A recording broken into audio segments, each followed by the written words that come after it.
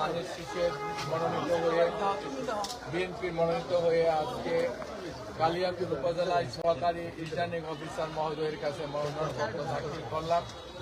আমরা গাজীপুর সকল ভোটার এবং সর্বস্তর জনগণকে আন্তরিক শুভেচ্ছা, অভিনন্দন এবং সশ্রদ্ধ সালাম জানাচ্ছি। আসসালামু আলাইকুম। আমরা তাদের সকলের কাছে দোয়া চাই এবং সমর্থন। আমরা ধন্যবাদ জানাই আমাদের দলের চেয়ারপারসন দেশনেত্রী বেগম খালেদা জিয়া এবং ভারপ্রাপ্ত চেয়ারম্যান সহ স্ট্যান্ডিং কমিটির সদস্যবৃন্দ, যারা আমাকে এই ধানের শীষের প্রতীক প্রদান করে গাজীপুর 1 আসনে নির্বাচন করার জন্য সুযোগ সৃষ্টি করে দিয়েছে।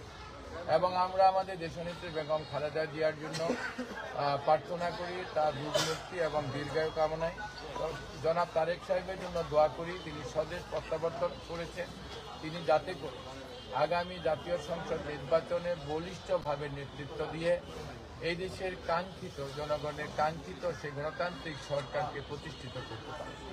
সর্বশেষ আজকে মনোনয়ন প্রাপ্তির পর দলের মধ্যে তাৎক্ষণিক যতটুকু মনোমালিন্য ছিল, আজকে তার 90% আমাদের সমাধান হয়েছে ইনশাল্লাহ, যে কারণে আমাদের মনোনয়ন দাখিলে কিছুটা সময় লেগেছে, যেটা 11টার আগেই হওয়ার কথা ছিল। ইনশাল্লাহ আমাদের দলের সিনিয়র নেতৃবৃন্দ যারা আরও মনোনয়ন প্রত্যাশী ছিলেন, তাদের অনেকেই আজকে সকালে থেকেই মনোনয়নপত্র তাদের হাত দিয়েই আমার হাতে বুঝিয়ে দিয়েছে এটা জমা প্রদান করার জন্য।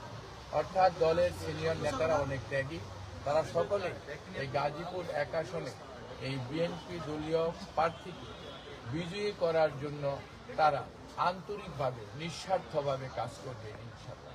আমরা নেতৃবৃন্দরও ঐক্যবদ্ধ করছি বা ঐক্যবদ্ধ হচ্ছি, এবং আমরা সাধারণ ভোটার, পেশাজীবী সহ শ্রমিক ভাই বোন, আমাদের মমতাময়ী মা বোন, আমাদের হিন্দু ভাই বোন, সংখ্যালঘু অন্যান্য ভোটার সকলকে নিয়ে ইতিমধ্যে মত বিনিময় হয়েছে। আমরা আশা করি যে আমাদের আচরণবিধি উঠে যাওয়ার পর যখন আমরা স্বাভাবিক প্রচারণায় নামতে পারব, তখন থেকে বাংলাদেশের মধ্যে সবচেয়ে গণজোয়ার সৃষ্টি হবে এই গাজীপুর 1 আসনে ধানের শীষের পক্ষে।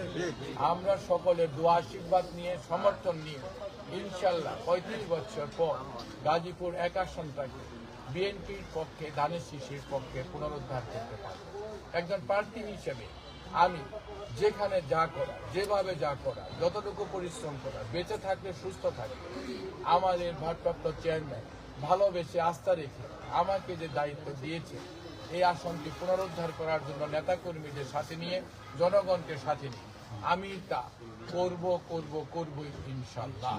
আমার তরফ থেকে সকল কিছু করব, নেতৃবৃন্দ করবে, এবং আমরা যদি নির্বাচিত হতে পারি তাহলে তারেক সাহেব কর্তৃক ঘোষিত রাষ্ট্র কাঠামো মেরামতের 31 দফা বাস্তবায়নের মধ্য দিয়ে আমরা এই দেশের স্বাধীনতার যে স্বপ্ন ছিল, যে প্রত্যাশা ছিল, তার সহ এই দেশের বর্তমান প্রেক্ষাপটে চাহিদা অনুযায়ী সকল প্রত্যাশা আমরা পূরণ করব, যা 31 দফার মধ্যে নিহিত।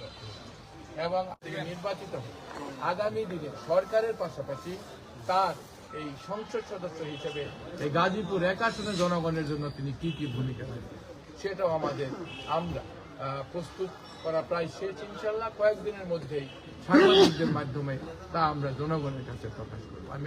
আমি আজকে এই মনোনয়ন দাখিলের পর আপনাদের সকলের কাছে দোয়া চাই, আমাদের সহযোগিতা চাই। গাজীপুর 1 আসনের সকল ভোটার, সর্বস্তরের জনগণের দোয়া ও সহযোগিতা চাই, এবং আমাকে নমিনেশন দেওয়ার জন্য আমাদের দেশনেত্রী বেগম খালেদা জিয়া, আমাদের ভারপ্রাপ্ত চেয়ারম্যান তারেক রহমান সাহেব সহ সংশ্লিষ্ট সকলকে ধন্যবাদ এবং কৃতজ্ঞতা জ্ঞাপন করছি। ধন্যবাদ সবাইকে। আসসালামু আলাইকুম।